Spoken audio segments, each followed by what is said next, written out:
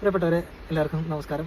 ഒരു ചെറിയൊരു താല്പര്യം അത് നിങ്ങളുമായി ഷെയർ ചെയ്യാം. നിങ്ങളുടെ സപ്പോർട്ട് ഉണ്ടെങ്കിൽ നമുക്കത് നല്ല രീതിയിൽ നടപ്പിലാക്കിയെടുക്കാം എന്നുള്ള ഒരു താല്പര്യത്തിൻ്റെ പുറത്താണ് ഞാനൊരു വീഡിയോയുമായി നിങ്ങളുടെ മുന്നിലേക്ക് വരുന്നത്.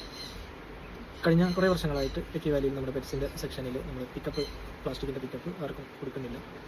തീറ്റകൾ കൊടുക്കാനാണെങ്കിൽ, ലൂസ് തീറ്റകൾ കൊടുക്കാനാണെങ്കിൽ നമ്മൾ HM കവർ ഉപയോഗിച്ച് കൊടുക്കാറുണ്ട്. അപ്പോൾ ഇനി HM കവറും ഒന്ന് റെഡ്യൂസ് ചെയ്താലോ, അതുകൂടി കുറച്ച് കൊടുക്കുന്നുണ്ട്. പ്ലാസ്റ്റിക്കിൻ്റെ ഉപയോഗം നമുക്ക് ധാരാളമായി കുറച്ചാലോ എന്നുള്ളൊരു താല്പര്യം. അതിനായി എങ്ങനെ അത് നടപ്പിലാക്കിയെടുക്കാം എന്ന് ആലോചിച്ചപ്പോൾ നിങ്ങൾക്ക് ഒരു ഇൻസെൻറ്റീവ് എന്നുള്ള രീതിയിൽ നൽകാമെന്നും അത് എത്തരത്തിൽ നൽകണമെന്ന് ഉദ്ദേശിച്ച് കഴിഞ്ഞാൽ 1 കിലോ കോഴിത്തീറ്റയോ അല്ലെങ്കിൽ കിളികളുടെ തീറ്റയൊക്കെ മേടിക്കുമ്പോൾ അത് 1 കിലോൻ്റെ കവറാണ് നിങ്ങൾക്ക് നമ്മൾ HM തരുന്നതെങ്കിൽ അതിന് പകരം നിങ്ങൾ സഞ്ചി കൊണ്ടുവരികയാണെങ്കിൽ 1 രൂപയുടെ തീറ്റ അധികം, അത് 2 കിലോനാണെങ്കിൽ 2 രൂപയുടെ തീറ്റ, 10 കിലോനാണെങ്കിൽ 10 രൂപയുടെ തീറ്റ അധികം നിങ്ങൾക്ക് നൽകാമെന്നാണ് താല്പര്യപ്പെടുന്നത്.